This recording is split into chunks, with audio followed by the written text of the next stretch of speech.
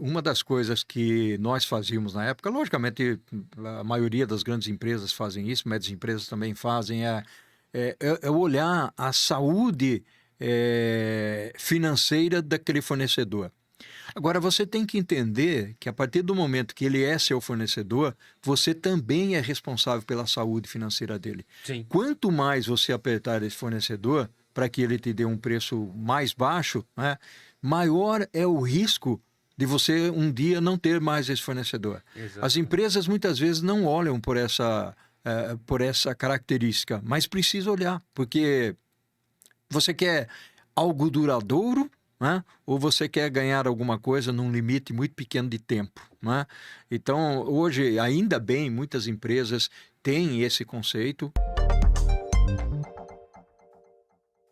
Está no ar mais um Dapcast, o podcast que vai ajudar você com os desafios da indústria. E hoje está conosco o ilustríssimo Paulo Bertaglia.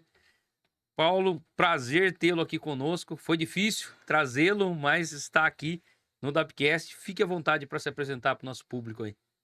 Ô, Dario, gratidão enorme pela oportunidade, uma honra, um orgulho estar aqui no seu canal, no seu podcast, para a gente conversar um pouquinho sobre temas dos quais eu admiro, adoro, curto e vivencio no meu dia a dia, que é falar sobre supply chain, sobre cadeia de abastecimento, planejamento, compras, manufatura, distribuição, um montão de coisas que tem por aí, viu, Dario? Bom, prazer imenso tê-lo aqui. Cara, eu sempre falo pro pessoal aí que a gente busca os melhores aqui, os melhores da indústria, gente, os melhores que a gente pode trazer e eles vêm aqui de bom grado, tá? Vem compartilhar conteúdo. E aí eu fiquei muito feliz com o Bertaglia topou, né? Eu fiz um prospecto para trazer ele aqui. Então, ó, olha o quão importante. As pessoas que vêm aqui, elas têm um conhecimento enorme de tudo, né? Domina o assunto em que está inserido ali na indústria. Então é muito importante que você, se já está aqui assistindo ou se está nos ouvindo no Spotify, fazer a inscrição aí no nosso canal, tá? Faz a inscrição, ative o sininho para ser avisados. Toda terça tem Dapcast, terça às 17, na quinta tem o DAP na indústria. Então, já ativa o sininho e já deixa o like, ó, no início aí. A gente agradece muito. Bom, hoje nós vamos falar um pouquinho, né, sobre cadeia de suprimentos, sobre seus livros também. Ó, pessoal, autor de livros aí, tem muita bagagem para compartilhar com a gente. E eu sempre dou oportunidade às pessoas no início aí, passar um pouquinho do histórico profissional. Você já contou um pouco para mim, mas conta para o nosso público aí, porque o Bertaglia, que está aqui comigo, tem toda essa bagagem, já foi também um aprendiz, já entrou lá no início, e talvez ele nem imaginava que hoje estaria aqui com tanto conhecimento, né, com tanta história, é, e estar compartilhando isso conosco, né? Então fique à vontade aí para se apresentar o seu histórico aí profissional. Fantástico, bacana demais. Na realidade é o que você falou, né? Ou seja, começar pequenininho é extremamente importante. A minha carreira eu iniciei na IBM, né? Depois eu Legal. fui Gessilever, ainda a antiga Gessilever, né? Jesse Lever. Em Valinhos, né? Que depois passou para a Unilever. E dentro da Unilever eu fiz a minha carreira, eu fiquei lá dentro 23 anos, assumindo posições diferenciadas tanto em supply chain, planejamento, compras, manufatura, distribuição. Trabalhei em todas essas áreas, então eu posso falar dessas funções com conhecimento prático.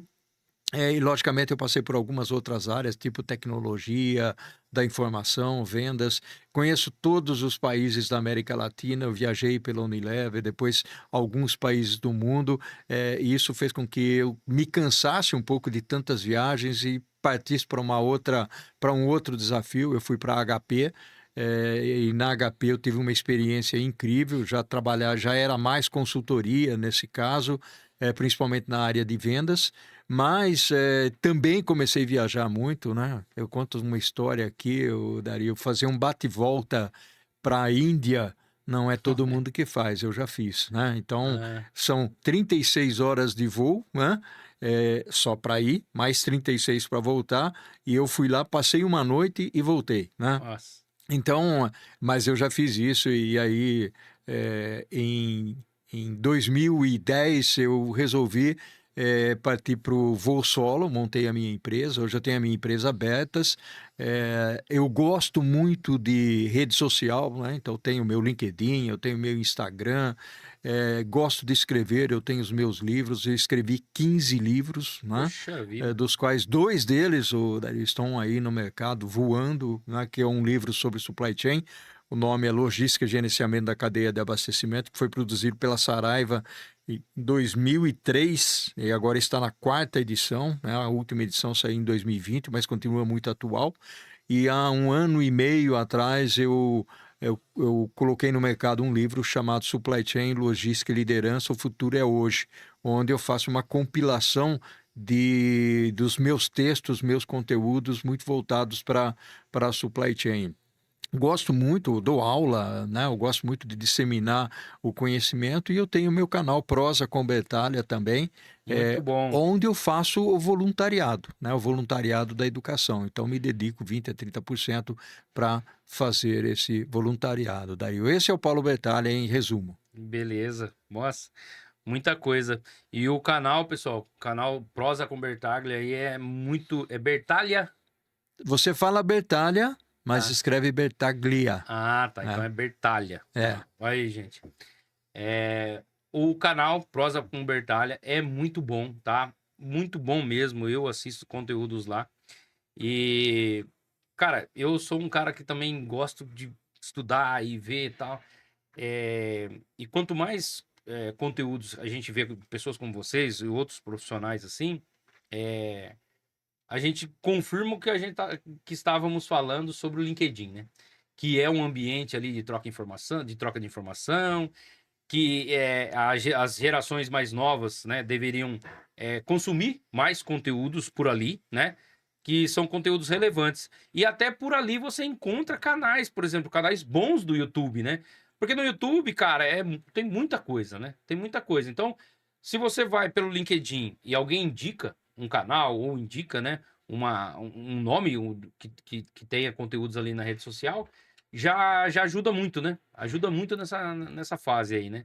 Com certeza. Eu acho que o LinkedIn bom, para mim é a rede social mais interessante, principalmente para os profissionais. Sim, sim. Então, aquele profissional que realmente quer ter uma ascensão na carreira, uma atualização, conhecer novas pessoas, fazer um network que seja bastante interessante, o LinkedIn é a rede mais indicada. Eu gosto muito, por exemplo, em cima do que você está falando, Dario, eu gosto muito de escrever artigos.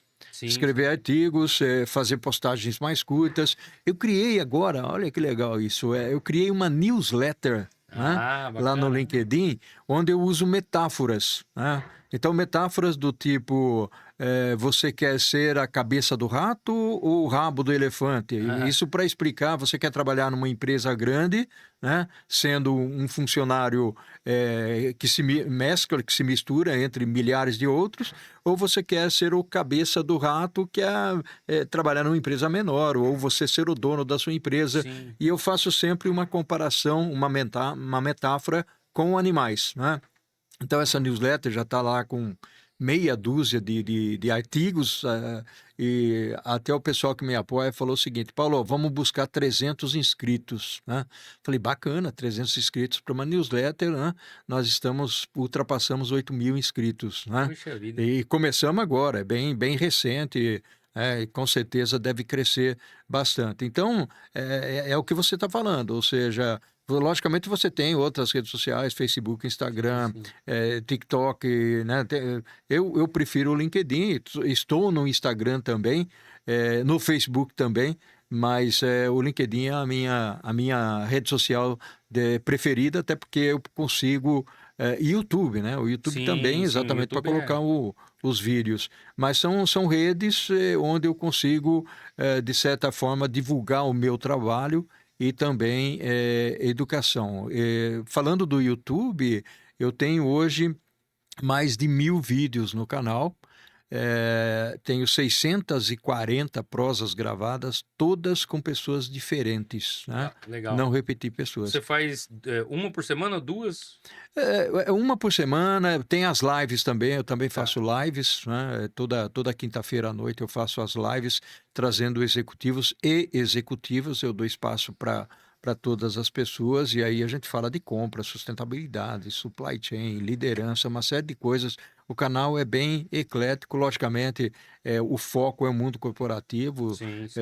não vou falar de religião, não vou falar de esporte, não vou falar de política, não é esse o intuito do canal, né? Para isso tem outras mídias sociais. Então, o foco realmente é trazer conteúdo de valor agregado para o profissional e para a profissional não só de supply chain, né? Sim, sim. Todas as áreas dentro de uma organização.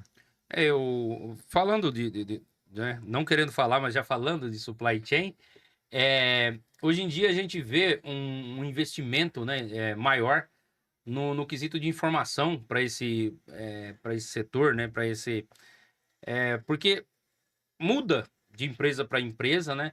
Mas eu acho que as características que nós estávamos falando aqui, até de prospecção, né, de fornecedor, né, de parceiros, na verdade, porque quem tem um fornecedor, eu acredito, né? E esse foi o motivo desse da Upcast, é a parceria, né, estratégica e tudo mais.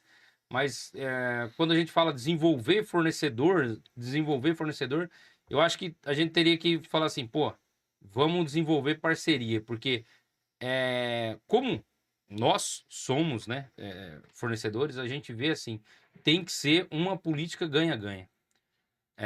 Eu acho que seria até meio que obrigatório, tá? Meio não. Deveria ser obrigatório. Porque quando a gente tá falando assim, eu vou levar uma solução da adequação NR12. Tá, eu tô suprindo uma dor, certo?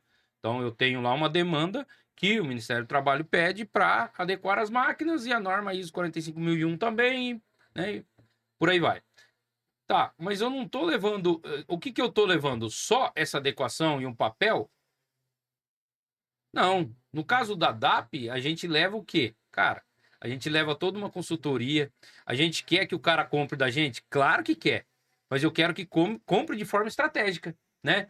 Eu não vou te vender. Pô, você precisa adequar todas as suas máquinas agora? Não, não precisa. Então, eu não quero sair vendendo por vender. Não, ó, você tem que fazer, vamos lá, pelas etapas, né? Você tem que fazer isso, isso. Isso aqui na DAP é gratuito. Ele pergunta aqui, ele vai ter a resposta.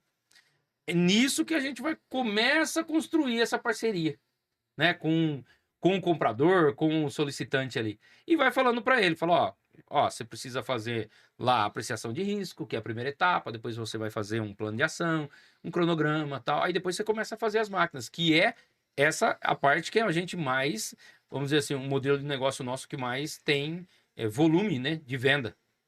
Mas até chegar nisso, você tem né, uma lapidação ali. Você vai falando, você já construiu uma parceria com o cara. Então a gente não encara como sendo um fornecedor dele. Fornecedor seria se ele fosse comprar um relé de segurança meu, né? Né, e é importante isso que você está falando, porque quando você atua dentro da área de supply chain, porque o supply chain ele é bastante abrangente, cada empresa muitas vezes trabalha de uma forma. Então, quando eu falo em cadeia de abastecimento, a minha maneira de enxergar é muito mais ampla. Então, eu estou falando de planejamento, de compras, de manufatura e de distribuição e tudo que permeia esse supply chain, né? Muitas vezes as pessoas, inclusive, confundem supply chain com logística, né? Exatamente, eu ia falar isso. A logística, ela é uma parte do supply chain, ela permeia o supply chain, mas ela está muito mais vinculada à parte de armazenagem e à parte de transporte. É Tá. lógico que quando você fala em logística, você está considerando as parcerias, da forma como você está falando, os estoques dentro da organização, o centro de distribuição, né? E quando você fala em supply chain, é toda a cadeia. Eu prefiro falar de supply chain porque, na realidade, ele é muito mais abrangente. Quando você fala em parcerias, em riscos de fornecedores, em tratamentos de sustentabilidade, em confiança, confiabilidade, em contratos, essa conexão que você faz com o fornecedor, de certa forma, ele está impactando e envolvendo toda a cadeia. Então, imagine você comprando as máquinas para colocar na manufatura, comprando a matéria-prima, o material de embalagem.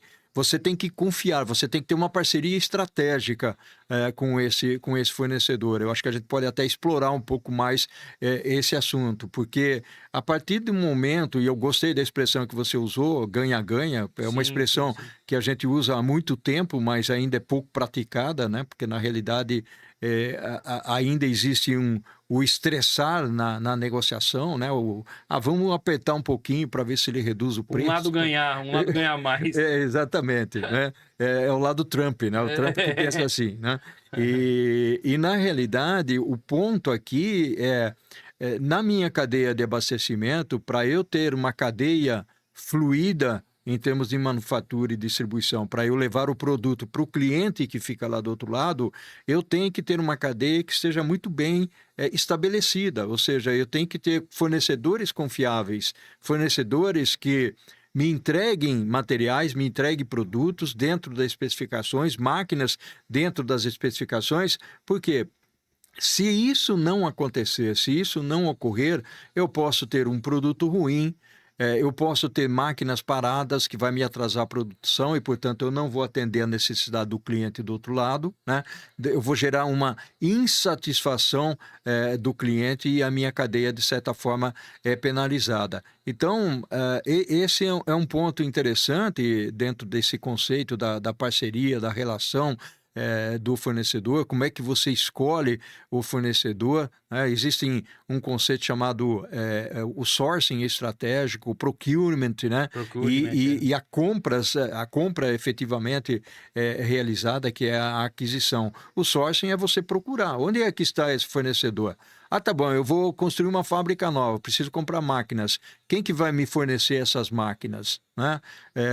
E aí, quando eu faço o procurement, eu estou montando todos os critérios de contratos, todo o relacionamento, e a aquisição é o ato da compra. Então, embora seja muito conceitual, mas tem algumas evoluções dentro desse contexto todo que é importante nós ponderarmos e nós falarmos sobre ela. Eu fiz uma live recentemente trazendo algumas pessoas de compras, a Verena Pagano, né? A sim, sua sim. amiga Verena. Verena, a gente tá precisando de você aqui no Dapcast. Ela esteve nessa live, né? E nós conversamos sobre a importância do fornecedor. E um dos tópicos que surgiu fortemente foi o fornecedor não pode te oferecer riscos. Portanto, você tem que saber se relacionar com esse fornecedor, mitigar os riscos, né? E estabelecer critérios de relação. O critério na relação é extremamente importante porque é um critério de confiança, né? Porque a sua imagem e a sua reputação pode vir de um fornecedor na sua cadeia. Nós tivemos alguns exemplos desse tipo, são exemplos de internet, lá no Sul, né, quando nós tivemos o trabalho escravo nas vinícolas, né, das empresas que, teoricamente, fez uma escolha indevida, uma escolha errada. É história aí, Dario, de você escolher pelo menor preço, né, e muitas vezes não olhar quem é que está te apresentando uma proposta, te fazendo uma oferta, né? Então é muito importante Quem pode esse trabalho. realmente te atender, né? Exatamente, Porque, exatamente. na verdade, o que você acabou de falar do procurement é, e a seleção, né? Tem várias classificações, você sabe muito mais que eu, mas a hora que vai classificar o fornecedor, se for por preço, pode ser que você tá dando corda para ele se enforcar. Pode ser que ele tá dando corda para ele se enforcar. A gente tem muitos exemplos, né, no nosso meio aí de montagem industrial, de montagem de máquinas e equipamentos. A empresa vence uma concorrência e no meio do caminho ela abandona. Por quê? Porque não foi verificado, né? Ela ela fez um preço, ela ganhou a concorrência, mas ela não consegue entregar. Então, eu acho que quando a gente fala de preço, claro, tem que ser um preço justo, né? Tem que ser política ganha-ganha, só que também tem que olhar para a sustentabilidade do negócio. Do negócio do terceiro também. Porque se não for sustentável, você falando, eu lembrei de uma coisa. Se os seus fornecedores não respeitam os limites de fornecimento, como que você vai respeitar dos seus produtos? E é o que você disse. Aí interrompe a cadeia, né? Não, e é importante isso que você está falando, até porque tem uma perspectiva muito interessante quando eu trabalhava na Unilever. Uma das coisas que nós fazíamos na época, logicamente a maioria das grandes empresas fazem isso, médias empresas também fazem, é olhar a saúde financeira daquele fornecedor. Agora, você tem que entender que a partir do momento que ele é seu fornecedor, você também é responsável pela saúde financeira dele. Sim. Quanto mais você apertar esse fornecedor para que ele te dê um preço mais baixo, né, maior é o risco de você um dia não ter mais esse fornecedor. As Exatamente. empresas muitas vezes não olham por essa característica, mas precisa olhar, porque você quer algo duradouro, né? Ou você quer ganhar alguma coisa num limite muito pequeno de tempo, né? Então, hoje, ainda bem, muitas empresas têm esse conceito. Eu converso com muitos líderes de supply chain. Eu fiz uma conversa recentemente com o Marcelo Lopes, que é diretor de supply chain do Carrefour, e ele tem uma visão estupenda, muito bacana realmente, e entre outros, muitas outras Sim. pessoas que eu já trouxe para o canal e que já conheço fora do canal também da Prosa Convertalha. Mas é essa visão que você tem, e o Brasil tem executivos fantásticos que têm essa visão do relacionamento da cadeia, né? Então, não é simplesmente apertar o fornecedor para que você tenha os seus ganhos, né, em detrimento da perda do outro, né? Sim, sim. Eu tenho que enxergar se ele tem condições de sobreviver junto comigo, né? Então, é um pouco utópico aqui, um pouco poético dizer, vamos dar as mãos e vamos juntos, né, nessa jornada, nessa caminhada. Mas é mais ou menos assim que tem que ser, né? Acredito firmemente que é isso mesmo. E quando eu tenho um amigo que ele fala que ele quer vender os ovos e não a galinha, né? Porque ele quer tratar bem da galinha e ter sempre os ovos para fornecer. Agora, se ele vende a galinha, aí ele não tem mais nada para oferecer. E é o que a gente vê, né? Se você faz um negócio, né? O comprador faz um negócio e ele ganha horrores de save, né? Comparação àquele ali, ó, que tava na média, eu ganhei tanto, tá? Pode ser que na próxima você não tenha mais ele, né? E o outro lado também, né? Pode ser que ele crie confiança. Tem um lado do fornecedor também que eu acho que é meio, não vou falar antiético, mas injusto, vamos dizer assim. Ele vai criando aquele relacionamento e quando ele pega confiança, que às vezes é um trabalho que não iria abrir nem concorrência, porque o cara tem tanta confiança naquele cara, falar, esse serviço aqui pode passar para ele, porque ele vai dar conta, tal, tal. Aí ele pega o preço e quer sangrar Uhum. o cara. Existe isso também. E, na minha opinião, é errado. Se ele continuar fazendo o trabalho dele, né, com a mesma margem, né, se a margem anterior estava boa, por que ele vai sangrar agora? É ou não é? Só que aí pode ser que ele faça isso uma vez só. É ou Exatamente, não é? exatamente. Eu concordo com você. Na realidade, eu acho que os dois lados, eles têm fundamentos importantes. Um é o sangrar que você está falando, ou seja, cobrar o olho da cara, né? Aproveitar a situação de mercado. E o outro é também aproveitar, principalmente aquelas empresas que compram muito volume, né? E têm uma dependência, o fornecedor depende dele para poder ir para frente. Então, eu acho que é uma estratégia que você tem que adotar pelos dois lados, né? Ou seja, não sangrar tanto pelo ponto de vista de comprar como do ponto de vista de vender. Sim, sim. Então, e é muito importante isso, ou seja, o que você falou está correto, né? Pode ser que num dado momento você não tenha mais aquele espaço, né, para poder vender, ou seja, ele vai para um outro, né? Perdeu a confiança, né? Quando você falou da galinha, eu me lembrei de uma metáfora bastante interessante. Eu gosto muito de metáfora, né? É. Tanto que no LinkedIn eu tenho uma newsletter lá que eu conto a metáfora usando animais para poder fazer comparativos. É a galinha dos ovos de ouro, né? Sim. Ou seja, como a galinha botava os ovos de ouro e o dono da galinha falava, puxa, eu estou vendendo os ovos de ouro, então ele estava enriquecendo. Ele falou, mas de onde estão vindo esses ovos? Devem ter muito mais, né? Mas para ele identificar onde é ou de onde vinham esses ovos, ele tinha que matar a galinha, né?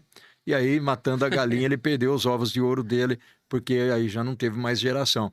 Então, é um pouco disso que nós estamos falando aqui, ou seja, o quanto estrategicamente nós somos é, alinhados ou estamos alinhados com a situação do que o mercado exige, mas com perenidade. Ou seja, como é que. Eu gosto de um livro do Jim Collins, né, que se chama Empresas Feitas para Durar. Né? É um livro bastante interessante. Muita gente, muitos líderes leem e têm esse livro como um livro de cabeceira. Eu gosto muito de ler e reler esse livro, e é exatamente isso que ele coloca, ou seja, a perspectiva da empresa na sua relação interna, externa, porque você tem que pensar também nos seus funcionários, como é que você premia os seus funcionários e como é que você enxerga essas empresas que são duradouras, porque a gente sabe que tem muita empresa que quebrou, né?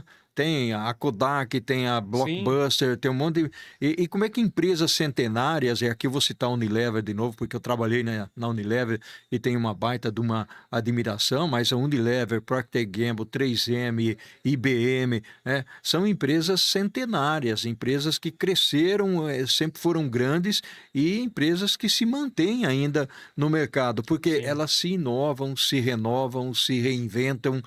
Então, é um pouco dessa perspectiva na relação, né, com o mercado, com fornecedores, com clientes. Então, é olhar, né, de uma maneira que você consiga reinventar, entender as pessoas e trazer novos produtos. Você precisa estar sempre inovando no Inovando. mercado, né, Daí? Por falar em inovar, aí vai uma dica para os profissionais aí da sua área aí de supply chain. O que você imagina, né, hoje, o que está acontecendo já com a IA para esses profissionais de compras, né? E qual o potencial que você vê para as companhias e para o profissional, para o crescimento dele ali, né, para a jornada dele e o crescimento profissional dentro das companhias?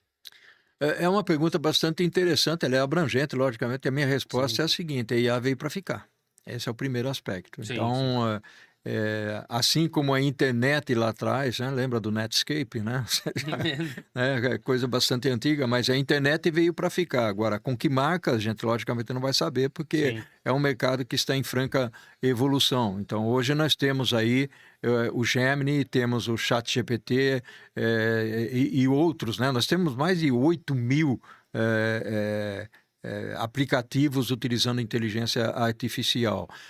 Dentro das organizações, inclusive eu participo no conselho de uma empresa, sou advisor de uma empresa que desenvolve produtos e ferramentas em inteligência artificial. E eu entrei nesse contexto exatamente para ficar mais próximo do que há de mais inovativo, que há de mais novo em termos de tecnologia no mercado. Então, a inteligência artificial, dentro das organizações, ela tem um papel preponderante. Nós já estamos utilizando em muitas áreas dentro, principalmente dentro de supply chain, para fazer roteirização, para fazer... O Waze, por exemplo, utiliza inteligência artificial. As Sim. transações bancárias, quando você olha para o seu celular e faz aquele reconhecimento facial, ali tem uma inteligência artificial que muitas vezes, como ela está embutida, nós não temos essa concepção. Passa Olhou, tá... despercebido. Então, porque de certa forma ela está sendo incorporada, né, ao nosso dia a dia, né? Sim. Agora, a velha história, é que nem o drone, né? O drone é uma baita de uma ferramenta, né? Eu tenho um amigo que tem uma empresa ele fica em Franca, né? E ele produz drones. Inclusive, Legal. ele faz o correio da Inglaterra com os nossos drones, entregando naquelas áreas mais difíceis de acesso e Mais tal. remotas, assim. E O que eu quero dizer é, nós temos uma concepção. O que eu queria dizer sobre o drone é o seguinte: da mesma forma como você usa o drone para o bem, você pode usar o drone para o mal. A inteligência artificial, da mesma maneira, como você usa a inteligência artificial para o bem, para as empresas, para o reconhecimento facial no celular, para poder ter acesso a banco, usar o chat GPT ou outras ferramentas, você também pode usar a inteligência artificial como um hacker, né? Para poder explorar outras pessoas, para extrair dinheiro daqueles que têm maior fragilidade de conhecimento nesse contexto. Agora, o meu conselho, Dario, para as pessoas que estão muitas vezes aí dentro das empresas, use essas ferramentas, nem que seja para aprender, né? Sejam Eu, curiosas, né? exatamente, a curiosidade é importante, bem lembrado dessa palavra. E eu uso várias ferramentas porque elas me dão produtividade, né? Sim, Então, o chat GPT é uma delas, né? Às vezes, você está fazendo na inteligência artificial. Isso aí eu faço na inteligência artificial, só que o cérebro continua sendo o meu, né? O exatamente. conhecimento continua sendo o meu. E isso é importante, né? Ou seja, não deixe que a inteligência artificial te substitua, porque Sim, ela pode trazer muita coisa errada, muita coisa equivocada.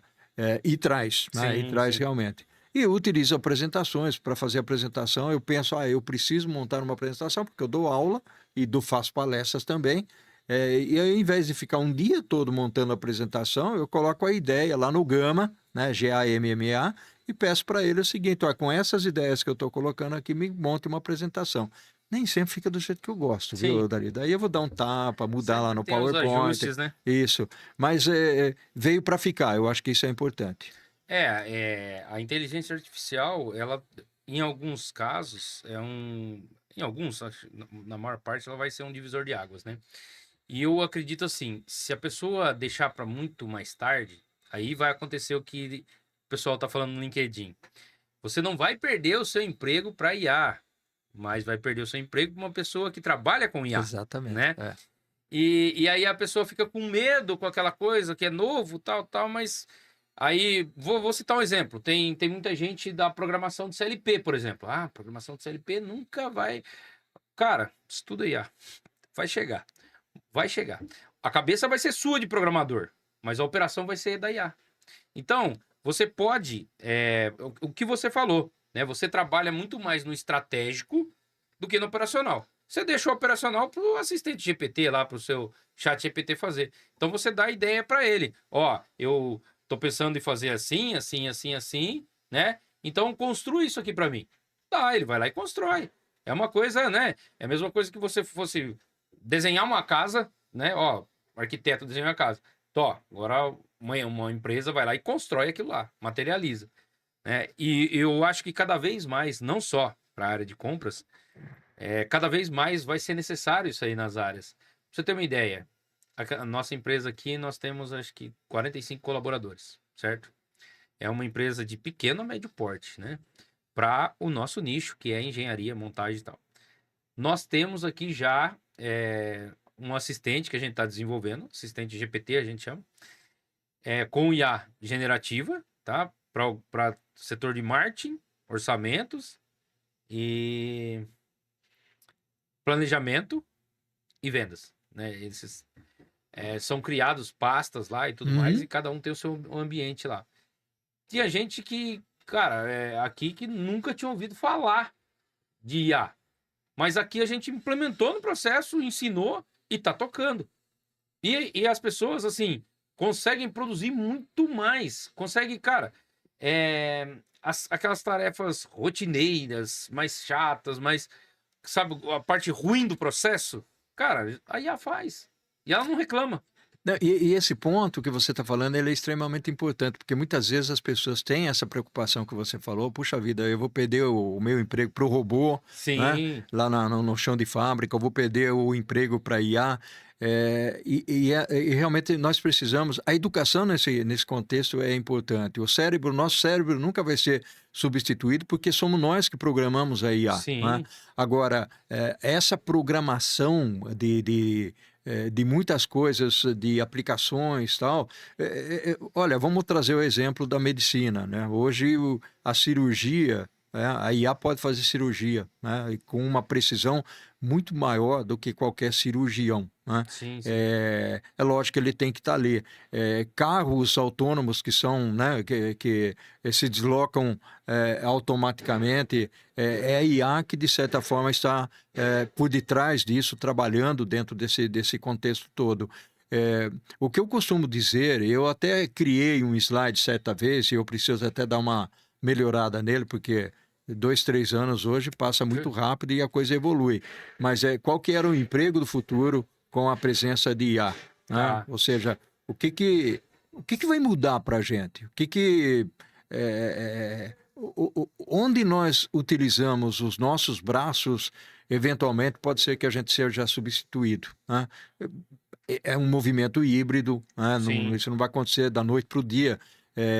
E tem países onde isso vai ser numa velocidade muito grande e outros países nem tanto. Por exemplo, você pega um Brasil onde a mão de obra braçal ainda é barata, ainda o pessoal vai, Sim, logicamente, sim, utilizar. sim. Mas nós temos.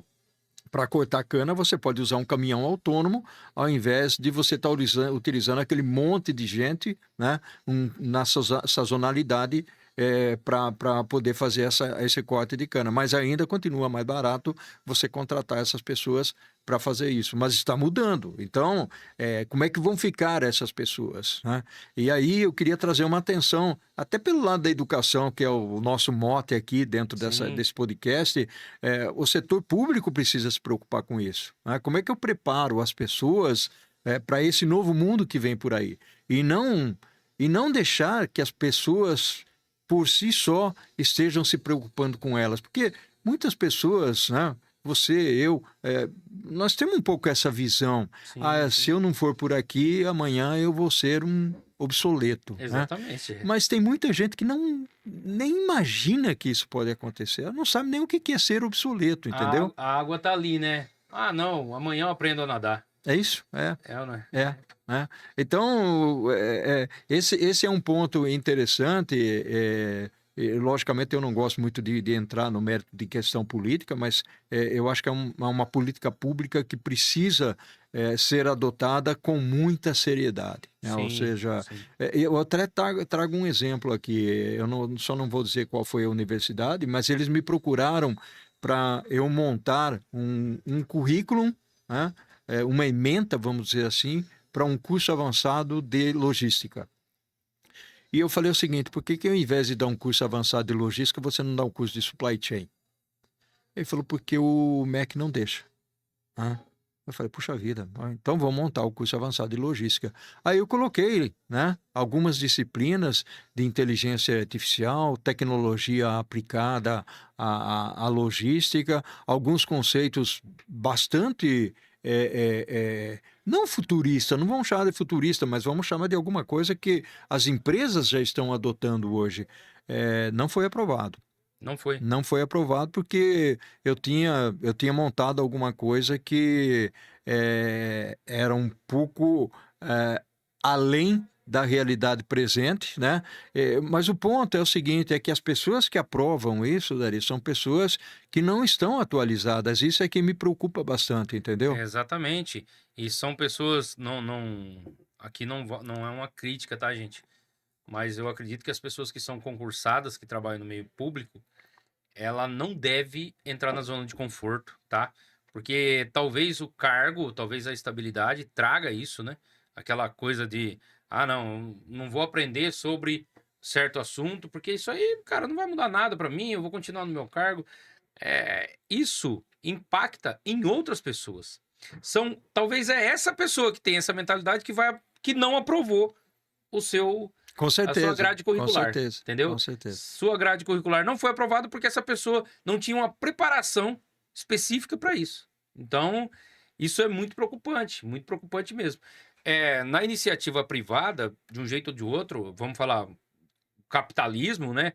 Ele traz essa necessidade das pessoas terem que, né, se atualizar. Quer ganhar mais?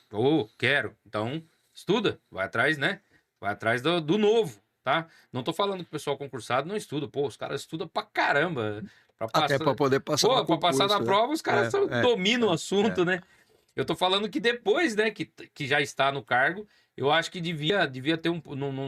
Não estou generalizando também, tá? Tem empresas como Petrobras, como outras, que os caras estão no topo ali da tecnologia. Mas alguns outros não, né? Como a gente falou do Ministério da Educação e tudo mais. Então eu acho que aí fica um aviso aqui, né? Independente, né, de político A, B, C, mas, né, que tem essa preocupação, né? E hoje eu acho que assim, é, como você falou, né, vão surgir modelo híbrido, né? Só que a tecnologia hoje, o que a gente sabe sobre IA hoje, daqui 6 meses, vai mudar tudo, tá? A gente vai saber, claro, prompt, vai saber, tudo isso vai se conservar. Mas, por exemplo, a gente ainda não tem o chat GPT avançou com isso, tal, mas processamento de imagem, de vídeo e tudo mais, isso cara, tem uma infinidade que dá para crescer. E vai surgir no meio do caminho algumas ferramentas que vão ter que se adequar. Porque se ela não se adequar, o Canva é um deles, né? Ele já tem ligação com o IA. Se o Canva não faz isso, o que vai acontecer com o Canva? Não, o Canva vai quebrar. Mas o Canva é interessante, ele já tem a parte de inteligência artificial Ele já dele. tem nele. Já Então, tem embutido. por isso, É. eu vi uma reportagem do Caíto Maia, e aí eu sempre cito isso, gente, porque quem já assistiu aqui, acho que vai falar, pô, ele vai falar de novo do Caíto Maia e do Apolinário. Mas é assim, ó, porra, Polishop era o que dominava, né, o mercado aí, né? Aí veio lá, Mercado Livre e tal, compra pela internet e tal, né? Polishop tem marca exclusiva ainda, mas você viu as lojas físicas dele, deu uma boa reduzida, acho que abriu RJ e tudo mais. Beleza. Mas quer dizer que o Apolinário quebrou? Não, não quer dizer isso. Quer dizer que a Uhum. Polishop quebrou. Ele tem outros investimentos e tudo mais. Mas o que o Caíto Maia falou no caso da. Ele falou assim, cara, na minha opinião é que não fez a lição de casa. O que é a lição de casa? Comparando você, né, que tá na indústria, que tem empresa ou não tem, que é gestor de uma área, que tá na área de supply chain, se atualizar e buscar o melhor, buscar ser diferente, buscar fazer o diferente ali né, no seu dia a dia, ser o melhor profissional possível, né? Buscar isso a todo momento. Polishop não fez, Mercado Livre veio, bom, acabou. Por quê? Porque o que ela fazia há 5, 10 anos atrás, ela não continuou fazendo, inovando, né? E aí ela ficou para trás. É o que acontece, Kodak e tantas outras Exatamente, marcas que você exatamente. falou aí também, né? Até porque, Dario, quando nós olhamos essa perspectiva, lógico, olhar pelo retrovisor é muito mais fácil saber o que Claro, aconteceu do que. engenheiro de é, obra pronta, né? Exato. Mas o ponto aqui que nós estamos conversando é o seguinte: o quanto realmente eu estou disposto a olhar esse mar revolto, né? É, e saber que você está nadando num rio de piranha e, portanto, você precisa sempre se cuidar. O grande ponto que a gente traz para a nossa conversa aqui eu não posso me acomodar, eu não Não, posso entrar numa zona de conforto, não. porque não é porque eu estou ganhando muito dinheiro, né, agora estou tranquilo. Não, hoje em dia uma startup quebra uma empresa grande, né, Quebra. é uma pulga, né, fazendo com que o leão se coce, né, então, não Sim, tem, e o leão ele fica se coçando e não consegue matar a pulga, né? Então nós temos hoje muitos casos desse tipo, né? O Google começou pequenininho lá atrás, e quantas empresas ele quebrou, né? Para chegar sim. onde ele chegou hoje, que tenha é enorme. A mesma coisa a Microsoft, né? Então são empresas que começaram, elas e cá entre nós, né? Eu admiro muito essas pessoas. A própria Amazon, né? Quando começou lá com Jeff Bezos, que ficou 10 anos sem ter lucro nenhum, o pessoal injetando dinheiro, e chegaram para ele e falaram: e aí, ô Jeff, quando é que nós vamos ter o nosso dinheiro, né? E É, veja o que é a Amazon hoje, né? E é uma empresa que investe 10%, 12% do faturamento dela, investe em tecnologia. É a visão do cara. E o cara tem a seguinte percepção, é importante isso: cliente primeiro. Tudo que eu vou fazer dentro da minha empresa, eu estou olhando para o meu cliente. Então, é a visão que ele construiu dentro da empresa. E a mesma coisa é o Mercado Livre, né? O Mercado Livre, guardadas as proporções, logicamente, mas ele barrou a evolução da Amazon no O Brasil, Brasil barrou, né? exatamente porque eles pensaram na estratégia. Na Qual é a América estratégia? Latina, né? Ele É, fez isso na América Latina. Ele fez uma estratégia de expansão, né? Acabou com o frete, porque ele pensou no cliente e falou: não vou. Tira o correio, vou criar minha frota. é, é. Criou a frota dele, né? E uma frota muito inteligente, porque você pode ser um PJ, você pode trabalhar para o Mercado Livre em parceria, certo? Você pode ser um entregador do Mercado Livre. E tem, como o Uber, como outras, tem sido uma parceria de vantagem para os dois lados, né? Porque às vezes a pessoa perde o emprego, ou eu tenho um amigo que ele começou a fazer entrega no Mercado Livre lá no começo, quando saiu do correio, faz até hoje, comprou mais carro e Tá tá evoluindo, tá crescendo. evoluindo, tá crescendo com essa parceria. E quando você fala em parceria, surgem alguns conceitos interessantes, são modelos de negócio, né? Porque quando a gente fala em modelo de negócio, o que que é modelo? É o Uber substituindo o táxi, tal, mas tem outras coisas interessantes. Eu fui chamado para um evento em São Paulo da Magazine Luiza, né? Que criou o conceito do operador logístico Magalog, né? Eles têm Certo. lá a Magalog, que é o operador logístico dele. Mas eu fui imaginando o seguinte: a Magalog faz entrega de produtos da Magazine Luiza, né? Ela não tem, logicamente, a mesma velocidade que tem um Mercado Livre, e não é esse o objetivo, pelo menos por enquanto, né? Mas o que que ela faz? Ela entende que a cadeia de abastecimento dela, a logística, tem um braço, uma capilaridade interessante. Ela chega em milhares de municípios no Brasil. Se não me falha a memória, são 3 ou 4 mil municípios no Brasil. E tem muita gente que quer chegar nesses municípios. Ela fala o seguinte: se você quer chegar nesses municípios, usa o meu braço, né? Então, ela acaba sendo um prestador de serviço, sendo um operador de logístico para a Magazine Luiza, mas é um Sim. operador logístico também para outras empresas, né? E esse é um conceito que a Amazon tem nos Estados Unidos, né? Já nasceu, né? Inclusive eu tive conversando com um amigo brasileiro lá na Amazon. Ele é a pessoa responsável por esse braço da Amazon nos Estados Unidos, exatamente para poder usar a capilaridade da Amazon para entregar para outras empresas, né? O que você falou, né, da Amazon e tudo mais é muito interessante e no Brasil também voltando para a logística, né? Tem algumas transportadoras que tem esse modelo também, né? Então eu tenho uma linha, né? Por exemplo, a Navegantes, né? Santa Catarina. Eu tenho uma linha e aí eu quero levar. Fica muito mais barato, né? Fechar com um cara que já tem essa linha e vai lá 2 vezes por semana, sei lá, uma transportadora aí da vida, né? E do que você pagar um frete do cara sair daqui, nós mesmo aqui, às vezes a gente faz serviço, e quando o projeto é tranquilo, a gente manda via transportadora, porque o frete é mais barato. É porque na realidade você está Sim, compartilhando o compartilhado, né? transporte, né? Então, que é uma coisa interessante. Eu estava na Unilever ainda quando nós estávamos estudando a implantação de um centro de distribuição aqui no Brasil, né? Um centro de distribuição moderno, tal, e nós acabamos construindo aqui em Louveira, né? Ah, Mas até chegar nessa construção, hoje é a DHL e tal que opera, mas até chegar na construção desse centro de distribuição, foram muitas viagens para os Estados Unidos, para a Inglaterra,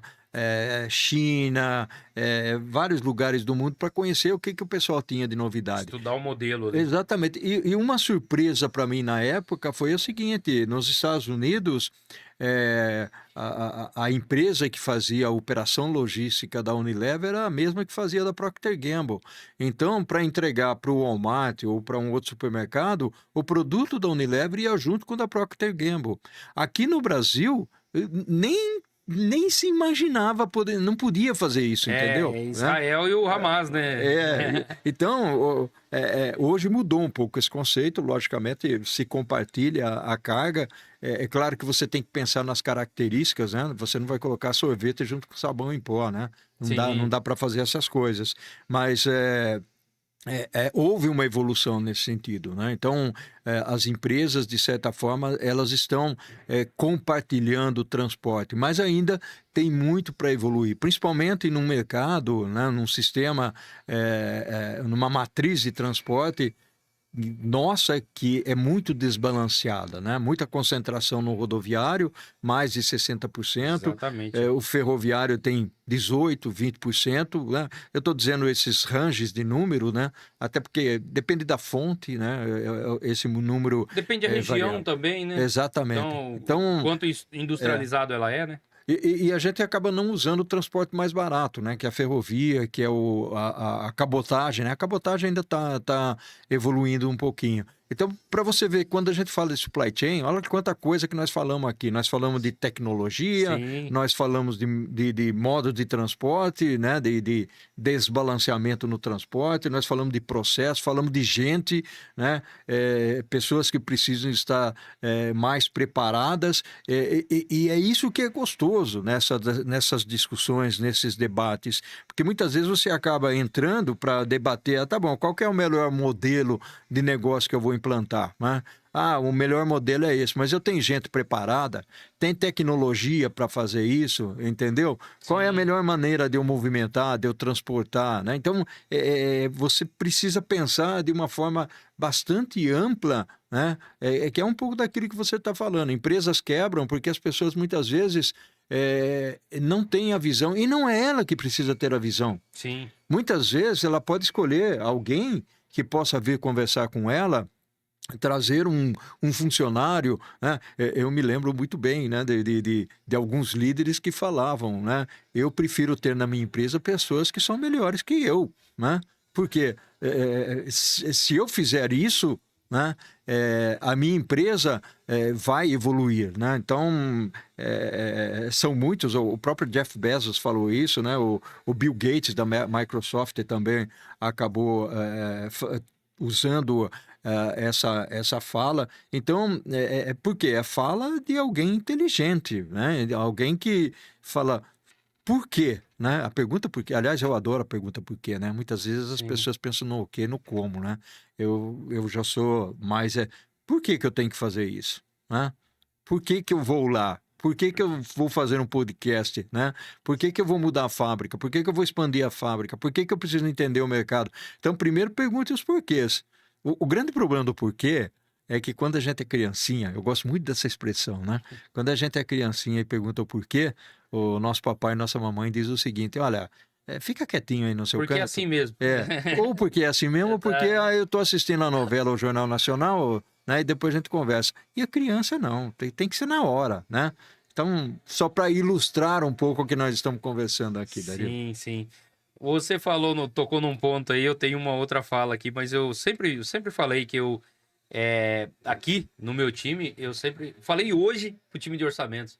Eu falei, cara, eu não quero que vocês orcem igual o Dario. Porque o Dario é um cara generalista. Hoje é generalista. Ele não é especialista. Eu quero que vocês orcem melhor do que eu. Sim, Porque perfeito. vocês são especialistas, né? E aí um outro ponto que eu toquei ontem no carro, fui fazer uma visita. E aí eu falei por que de eu contratar consultoria. E você é o consultor, você vai entender o meu ponto de vista. O meu ponto de vista como diretor, eu não contrato consultoria para me bajular. Eu contrato consultoria para mostrar para mim o que eu tô fazendo de errado, Sim, perfeito. para mostrar os erros. Quando você contrata uma consultoria de ISO ou algo do tipo, o cara vai lá e te dá não conformidade, não é isso? Não é isso? Ele não vai Exatamente. te bajular. É. E todos, gente, aí uma dica para quem tem negócio, para quem vai contratar num setor, você é empreendedor ou intraempreendedor. Olhe, faz sentido para você contratar um cara para apontar os seus erros, como consultor faz. Porque assim, cara, se ele vem de fora, com a visão de fora, né? Como você, que tem uma bagagem enorme, né? Como o Robson Jubina, que é de vendas, é nosso consultor de vendas aqui. Cara, ele vai olhar para o nosso processo, certo? E vai falar: poxa vida, isso aqui, beleza, isso aqui, eu acho que. Ah, mas o cara não tem a sua visão do negócio. Por isso mesmo que a visão dele é tão boa, entendeu? Porque ele tá olhando de fora, ele não tá dentro da bolha.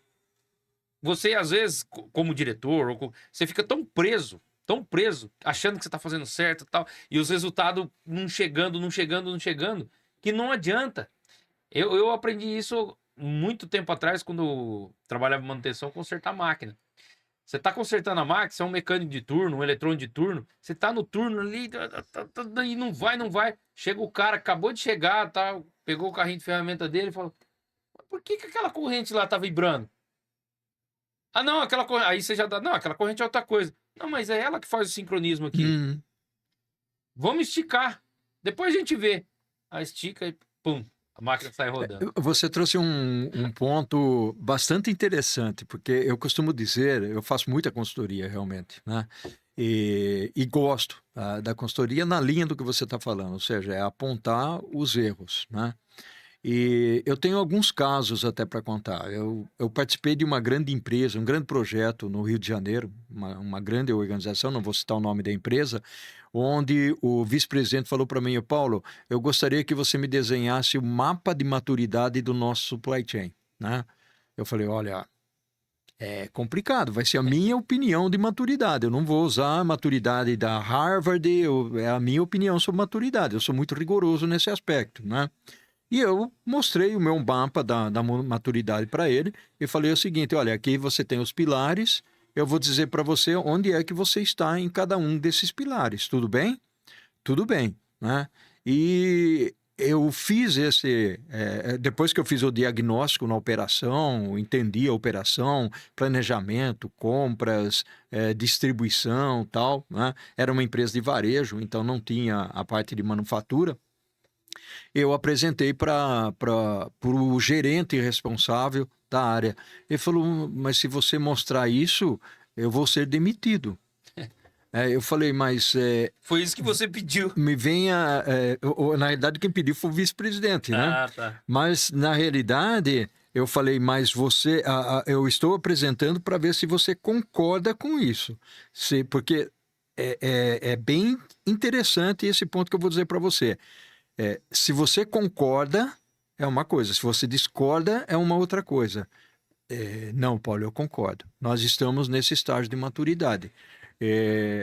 Então, é essa conversa que você precisa ter com o vice-presidente. E depois tem outra. Você tem um ano aqui. Um ano, meu amigo, você não faria mudar nada do que está aqui, né? É um processo cultural. Né? E aí, quando eu fui conversar com o vice-presidente, eu conversei e o gerente estava junto, e ele falou: olha, você tem aqui um trabalho importante para fazer para elevar esse grau de maturidade que o Paulo está apresentando. Então, isso é importante. Um outro caso, né, são muitos os casos, mas um outro que me chamou muita atenção, também eu tinha um projeto de mudança de centro de distribuição, sair de um lugar e ir para outro lugar, né? Bom, já bati o olho, eu falei: opa, peraí, alguma coisa aqui está errada, né? Ou seja, o lugar onde você está, né, é muito maior do que o lugar para onde você vai. Mas até aí, eu só preciso saber se você vai reduzir estoque, nós vamos fazer um estudo de redução de estoque ou coisa desse tipo, né? E e aí ele falou: não, o estudo de estoque já foi feito por uma grande empresa, né? E essa grande empresa chegou à conclusão de que daria para ir para uma grande consultoria, né? Falei: olha, eu não sou contrário a nenhuma grande consultoria, muito pelo contrário, eu trabalho com eles, né? E são meus, né? Companheiros de jornada, vamos dizer Sim, assim, né? claro. E isso custou o pescoço do presidente da empresa, usando uma expressão bem, né? Porque na Direto realidade, ao ponto. exato, direto ao ponto. Porque na realidade, o que aconteceu? Você sai de um centro de distribuição de 6, 7 mil metros quadrados para ir para um de 3 mil metros quadrados. Logicamente, não cabe, né? Não dá, o Sim. caminhãozinho de areia não preenchia. Colocar São Paulo dentro de Valinhos. Aí ele teve que provar para o pessoal do exterior que ele tinha que alugar um armazém mais caro quando ele tinha dito, né, no orçamento dele Que dava. que dava, né? Então, o que aconteceu? Realmente teve uma renovação grande do quadro, né? E os dados que foram fornecidos para essa empresa de consultoria foram dados totalmente equivocados, por isso que ela tinha chegado àquela conclusão. Então, são coisas que eu poderia ter me calado, né? Eu poderia, não, dá, mas dá como? Como é que você vai Ia dar colocar, né? aquele M bem grandão no final, né? Exatamente. Né? Bom, mas para você que gosta tanto de metáfora, né, eu tenho uma que nossa, é um jargão utilizado há muito tempo, né? O pior cego é aquele que não quer enxergar, né? É, é. Porque quando a pessoa ela não quer ver as falhas, ela não tem a possibilidade e a oportunidade de melhorar, Exato, né? exato. Como eu vi esses dias que eu vi, na verdade, um post, né, no LinkedIn sobre, né, você não consegue melhorar se não padronizar, né? Não existe melhoria contínua sem a padronização. E não existe a melhoria contínua sem apontamento de não conformidade, né? Porque assim, todo mundo vai achar que tá bom, né? Tá bom, tá bom, tá bom.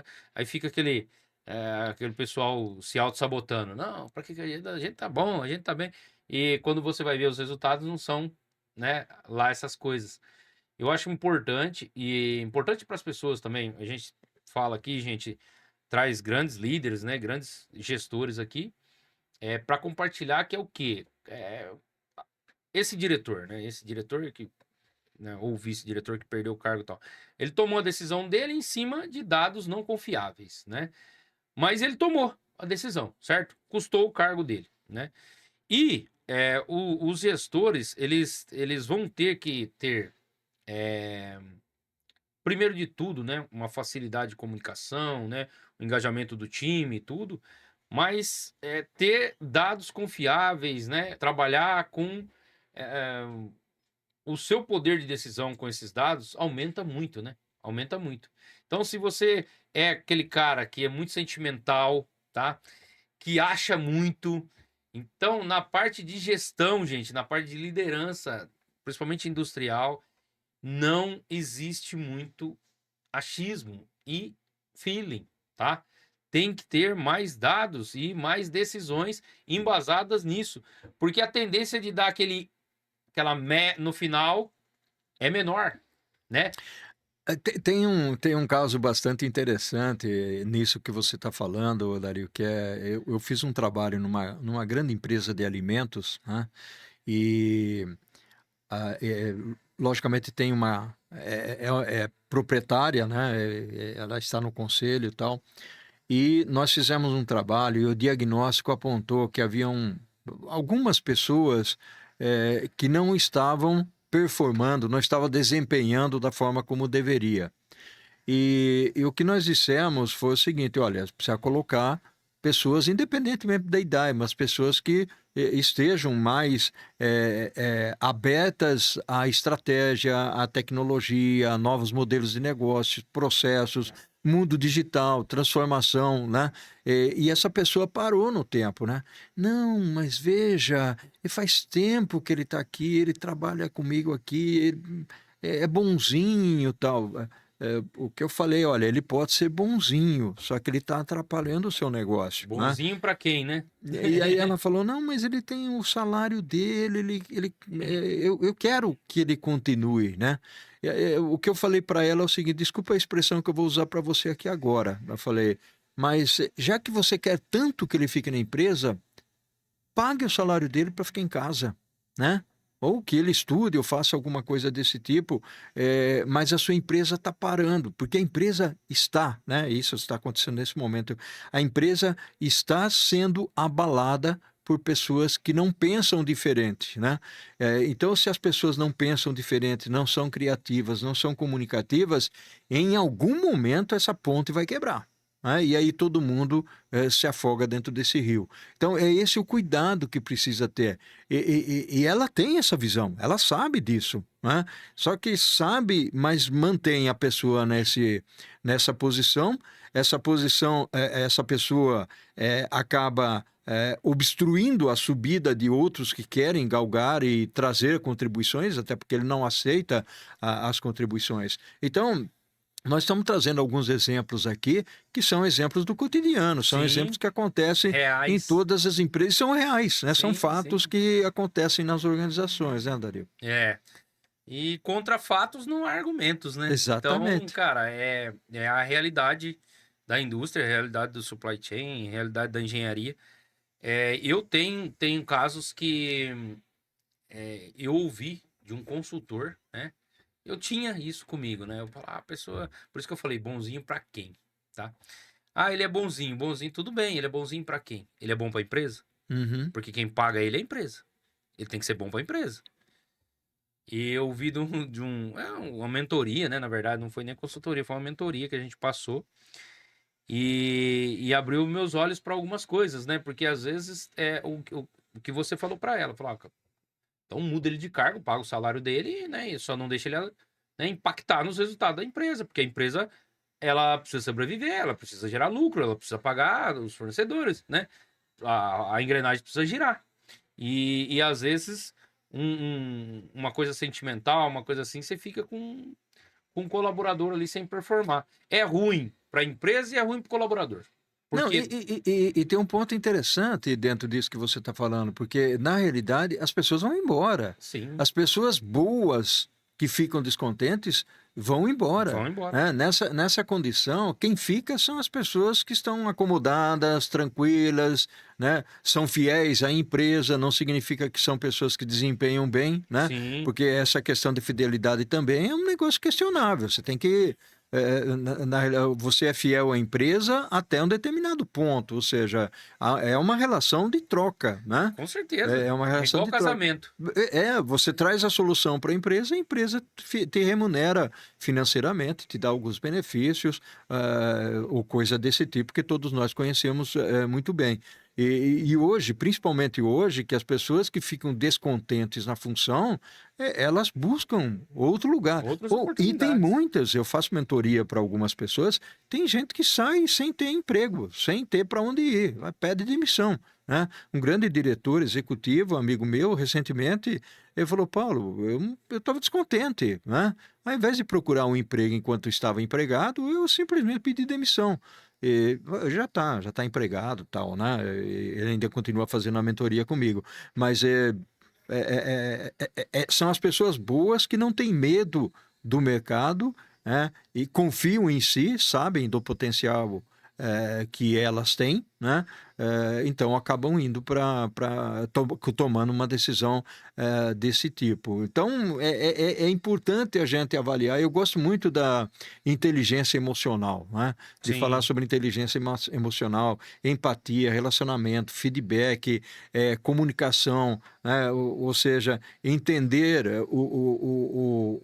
todo o entorno da situação, o autoconhecimento. Eu adoro essa palavra, autoconhecimento. Se você conhece a si próprio, você sabe onde estão suas fortalezas e principalmente onde estão as suas fraquezas para você SWOT, né? poder, As exatamente, ameaças. para você melhorar, né? Então. Para quem gosta de ferramenta aí, ó, dá uma pesquisada sobre SWOT. Tem conteúdo nesse canal da Segredos da Manutenção aqui, que é um canal nosso também. E fala justamente disso, né? Quais são você conhecer, né?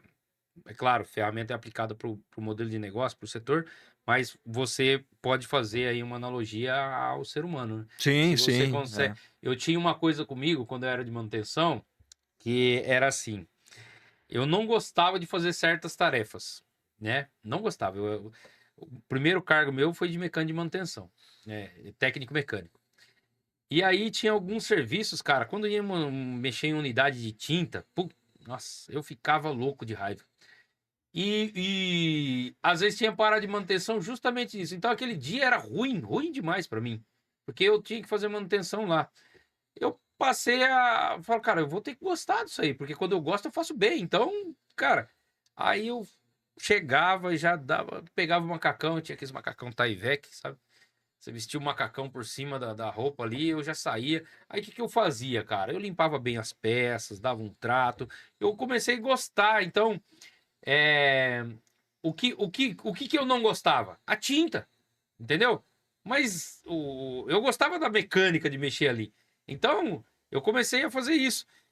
Uma outra coisa também, aí vai um conselho para quem é de manutenção, tá? Quando você vê um mecânico paninho no bolso lá, andando, tal, tal, né? Não é para ficar andando no bolso porque pode gerar acidente, mas, cara, tudo que for pegar, limpar as mãos, né? O cara de manutenção. Porque o cara de manutenção, às vezes ele tá ali e tal e começa a se sujar, daqui a pouco ele se suja o corpo inteiro. É. E aí eu costumo dizer que o cara de manutenção é conhecido por alguns sintomas, algumas coisas assim. O uniforme dele está muito sujo, então é um cara talvez não tão experiente. Se ele fosse mais experiente, ele sabia que a mão dele é um contaminante ali, vai sujar ele todo momento, vai se auto-sujar ali, né? Caixa de ferramenta, o nível de organização da caixa de ferramenta dele também diz muito, né? E a apresentação como um todo, tá, gente? Não, claro, beleza tem vários tipos, né? E várias, mas o cara tem que estar apresentável também, né? Não pode. Eu acho que quando, né, eu trabalhava em manutenção, se o cara preenche essas características e vai, né? Com certeza ele vai ter o reconhecimento. Pode ser ali ou pode ser em outro lugar, né? E uma coisa que você falou aí, que as pessoas vão embora, né?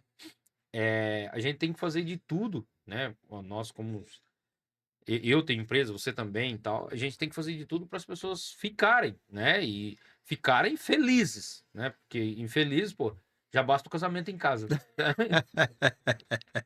Tô brincando, hein, gente? Minha esposa assistia aí. Então, você tem que ficar infeliz, né? Mas assim, primeiro de tudo, para o cara ficar feliz, vamos falar o português claro, bem claro mesmo. É o que ela vai ganhar, né? E a empresa, o que está olhando? A entrega dela, Sim, certo?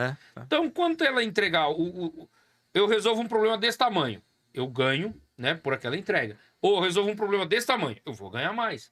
Então, eu acho que tem que ter um plano de carreira, sim, mas tem que ter um formato que você mostre para essa pessoa.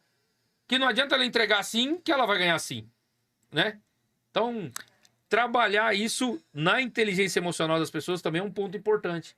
Aliás, esse é um outro ponto que eu gostaria de trazer aqui para a nossa conversa, porque na realidade, quando você é contratado por uma empresa, né, muitas vezes a pessoa fala, pô, eu fui contratado para preencher uma vaga. Não, você não foi contratado para preencher uma vaga. Tem uma vaga lá. Você foi contratado para resolver uma solução. Sim, Não, ou para trazer uma solução, resolver um problema, né? É para isso que as empresas contratam você. Porque exatamente. se você imagina que você simplesmente vai preencher uma vaga para poder ganhar um salário e os benefícios que a empresa dá no final do mês, é um pensamento muito míope, é algo muito pequeno, né? Você tem que enxergar mais longe. Qual o meu potencial? O que eu posso oferecer para essa empresa para resolver o problema? Que é o que você está falando, que resolve o problema pequenininho ou resolve o problema grande, né? Ou tem Eu, responsabilidades grandes dentro da eu acho organização. que, vou usar uma palavra aqui, gente, mas ela tem um significado aí. Acho que o ser humano, o pensamento é muito medíocre ele pensar, tá? Ele ser dotado de inteligência e ele pensar só em cumprir horário e no dia 15, no dia 30. Eu acho que é um pensamento assim, cara, Deus, o Criador, né? Ele colocou muita inteligência em nós. E todos nós somos munidos, somos dotados de inteligência, tá? Independente do QI, de um monte de avaliação, aí não importa, todos nós temos. Então eu acho que é muito medíocre o cara pensar só, né, no dia 15, no dia 30, e não pensar também, por exemplo, em ter uma condição melhor para a família dele. Um lazer melhor, uma coisa, entendeu? Então eu acho que fica aí, gente, né? Talvez a palavra dá aquele impacto, mas o objetivo é esse mesmo, para vocês, né? Pô, saia da zona de conforto, não pense dia 15, dia 30 não. Pense, claro, você vai ter que conquistar suas coisas, você vai ter que pagar suas contas, como todos nós fazemos. Mas pense assim, poxa, daqui um ano eu quero estar onde, né? Ou daqui 6 meses, né? Vamos colocar um ano, porque se colocar a geração Z, Y aí, já vai pensar, daqui um mês eu quero estar, Exatamente. né? Então vamos colocar aí um prazo de um ano. É. O que você gostaria, né, de estar ganhando e o quanto você vai entregar para você ganhar isso aí? Pensa nisso. Exatamente, que uma coisa é um pouco da estratégia, né? E traçar objetivo. Uma coisa é você traçar objetivo, a outra é o que você está fazendo para chegar naquele objetivo, né? Exatamente. Então é muito importante. Eu vou fazer. Eu estou com 68 anos, né? E eu já estou pensando no meu 70. Aí você diz, puxa, mas isso é ansiedade. Não, não é ansiedade. Eu quero chegar no 70 saudável. Como é que eu chego saudável? Caminhando todo dia, né? Fazendo Exatamente. academia. Então, tendo uma alimentação cuidada, fazendo os Sim. check-ups, né? Que muitas vezes a gente acaba esquecendo esse tipo de coisa, muitas vezes em função do trabalho. E realmente acontece. A gente sabe que o trabalho consome muitas vezes o nosso tempo, mas o dedicar-se um pouco para isso é importante. E eu coloquei os 70 porque, embora eu tenha 68, eu não quero parar, né? Eu não vou parar. Eu acho que tem muita contribuição a ser dada, apesar de nós estarmos num país onde pessoas com determinada idade, né? Eu estava conversando hoje de manhã com um amigo meu, né? Que foi recusado pelo fato dele ter 72 anos como professor, mas ele tem uma baita de uma experiência, né? Fala bem, tem boa saúde. Então, mas essa é uma outra conversa, né? Então, é um país onde as pessoas idosas, mesmo com muita experiência, muito conhecimento, a elas são negadas essa contribuição, né? Mesmo que elas queiram. Porque tem os que não querem, tem Sim. aquele que quer E descansar, sentar no tudo banco. bem também. Tudo bem, Tudo bem. quer ficar no banco da praça, Sim, né? Jogar o baralhinho. Tudo bem, eu acho sim, que sim. cada um tem a sua perspectiva, né? Mas é importante isso. O que eu quero deixar claro aqui em cima do raciocínio que você trouxe tá bom, eu estabeleci o meu objetivo aqui, o que eu estou fazendo para esse objetivo. Eu preciso ter um MBA para eu ascender na minha carreira, para eu Sim. crescer na minha carreira. Ah, tá bom, precisa porque o meu líder falou que eu preciso, mas eu estou fazendo MBA? Ou não? Então, Entendeu? É um pouco por essa linha. bom, muito bacana, Bertalha. Nós estamos chegando ao final aí. Cara, eu acho que tem conversa aí para mais uns 10 podcasts aí, Eu gosto de conversar, uns viu, 10 Dario? Gosto episódios. de conversar. Mas foi muito bom.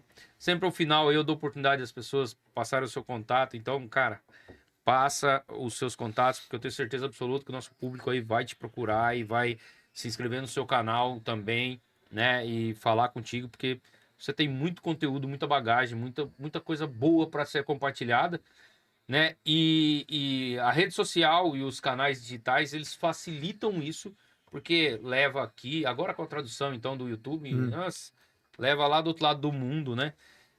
No nosso canal aqui a gente tem tinha, né? Muitas pessoas de Angola, Moçambique, né? Que é Uhum, uhum. Portugal, mas agora com a tradução também né? Já vai para outros Vai para países, outros né? países, fica muito mais fácil. E então passa os seus contatos aí para o pessoal te encontrar. Qual que é o Bom, caminho mais é. fácil? Bom, a minha rede pessoal, o que eu mais utilizo realmente é o LinkedIn, né?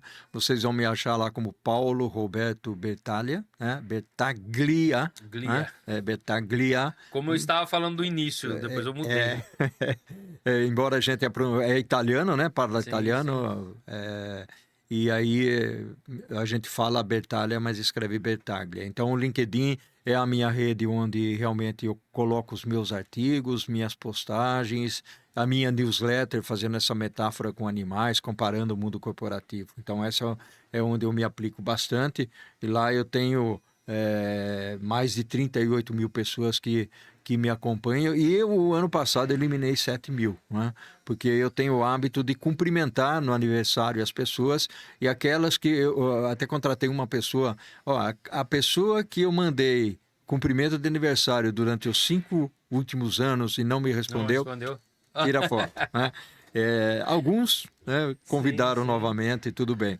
Então, o LinkedIn, aí eu tenho Prosa com Bertaglia no YouTube, né? Então é só colocar Prosa com Bertaglia. Também está no Spotify. O Spotify ainda Legal. não comecei a divulgação, mas ele já existe. Tá. Tem lá, as prosas estão no Spotify, elas são gravadas e colocadas no Spotify. Eu estou no Instagram, mas Instagram é uma rede ainda que não tem lá 2 mil e poucas pessoas, não está muito desenvolvida, mas estou lá. Quem quiser me seguir, fique à vontade. E a melhor forma de se conectar e me contactar é pelo LinkedIn, ou Legal. seja, escreve as mensagens lá no LinkedIn, né, que eu respondo todas as mensagens, né, realmente. Então,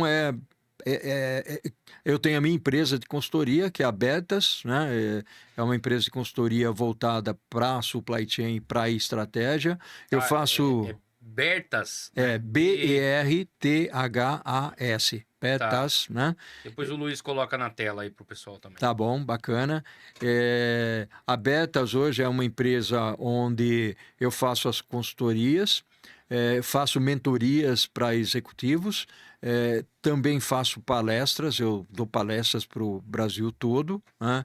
Eu tive uma recente agora, semana passada, estive na Coca-Cola, dando palestra para o pessoal da Legal. Coca-Cola, dou palestras institucionais também para universidades, né? Principalmente na área de liderança, de supply chain, né? E estratégia.